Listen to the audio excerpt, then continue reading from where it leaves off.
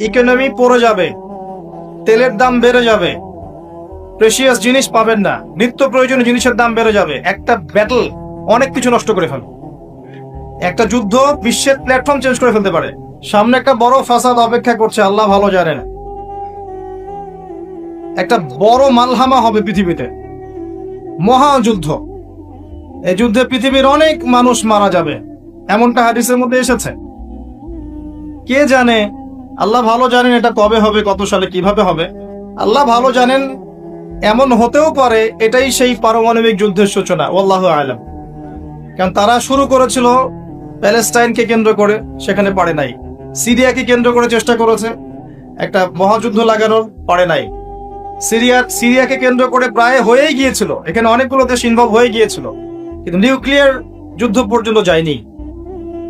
কিছু মানুষ চাচ্ছে, একটা সভ্যতা চাচ্ছে যে পৃথিবীতে একটা মহাযুদ্ধ ঘটুক, এর ফলে পৃথিবীর ম্যাক্সিমাম মানুষ যেন মারা যায়, পরাশক্তিগুলো দমন হয়ে যায়, সে নতুন করে রাইজ করবে, সেই অপেক্ষায় বসে আছে। প্রথম বিশ্বযুদ্ধের পরে একটা কান্ট্রি বিশ্বের রুলিং স্টেট হয়েছে, দ্বিতীয় বিশ্বযুদ্ধের পর আরেকটা কান্ট্রি বিশ্বের রুলিং স্টেট হয়েছে। এখন অন্য কোন রাষ্ট্রকে যদি পৃথিবীর শাসন রাষ্ট্র হিসেবে আত্মপ্রকাশ করতে হয়, তাহলে বিশ্বে আরেকটা বড় যুদ্ধের দরকার আছে। জ্ঞানী মানুষ ইশারা বুঝবেন, তারা এই চেষ্টাই করছে। এভাবে বিশ্বের পরাশক্তিগুলোকে তারা লড়িয়ে দেওয়ার চেষ্টা করছে, এবং পিছন থেকে তারা দাবার গুটি চালছে, তারা সামনে আসবে না। এগুলো তারা বুঝবে যাদের দু চোখ আছে, খিদর আলাইহিস সালামের মতো। তারা বুঝবে না, লাহুম কুলুবুন লা ইয়াফকাহুনা বিহা ওয়া লাহুম আযানুন লা ইয়াসমাউনা বিহা ওয়া লাহুম আ'য়ুনুন লা ইউবসিরুনা বিহা উলাইকা কাল আনআম বাল হুম আদাল। এই শ্রেণীর মানুষ এগুলো বুঝবে না।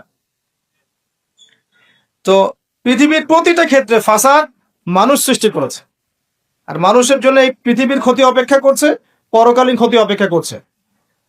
মানুষ বুঝতে পারছে না যে এর ফলে কি হতে পারে।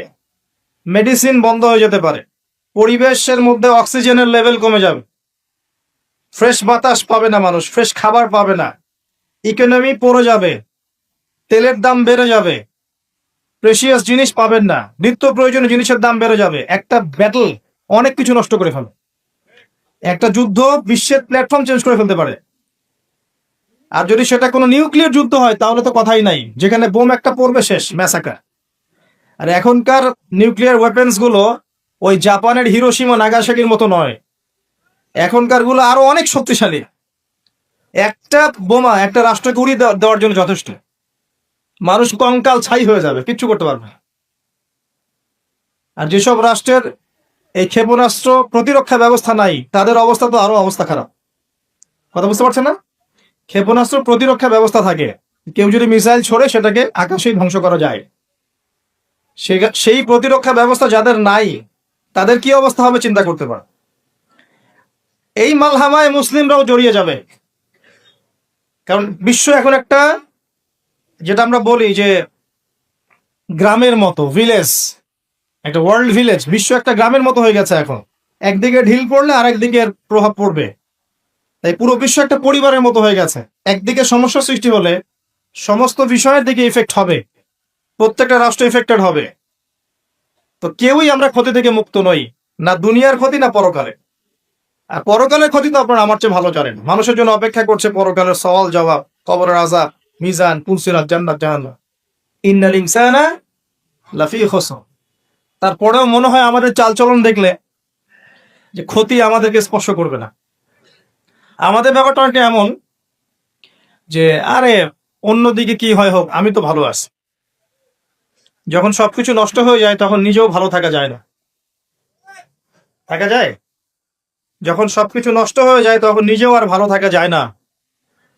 তো আমাদের ভাগ্যেও ক্ষতি অপেক্ষা করছে, এটা সময়ের ব্যাপার মাত্র। এখনো যদি আমরা সচেতন না হই, নিজেদের ফিউচারের চিন্তা না করি, নিজেদের আমল, আকীদা, পরিবার, রিজিক এগুলোকে না গুছিয়ে নেই, তাহলে সমস্যা আছে। আমরা কি সমস্যায় পড়তে চাই? আল্লাহ পাক আমাদের সবার আকীদাকে পরিশুদ্ধ করুন, আমিন।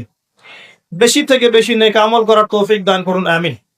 আমাদের পরিবারগুলোকে আল্লাহ পাক জান্নাতি পরিবার রূপে কবুল করে নিন, আমিন। সবাইকে আল্লাহ পাক হালাল রিজিকের ব্যবস্থা করে দিন। দ্বীন ইসলামকে প্রতিষ্ঠা করার তৌফিক আল্লাহ পাক আমাদেরকে দান করুন।